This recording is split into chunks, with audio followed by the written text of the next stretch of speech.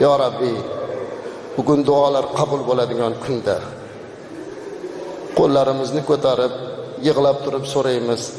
Bizi onalarimizni hech qaysini do'zaxga loyiq qilmagin. Ya Rabbi, onajonlarimizni Hadicha onamizga qo'shni qil. Ular ibodatlarni oz qilgan bo'lsalar, biz sabab bo'ldik.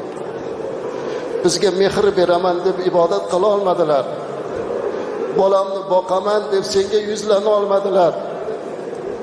Endi bugungi barcha ibodatlarimizni savobini ularning daftariga yoz. Ulardan o'zing rozi bo'l, ya Rabbi. Ya Rabbi, sendan yolvorib so'raymiz. Bizi vujudimizga sababchi bo'lgan qiblagoh badara buzrukvorlarimiz bor edilar.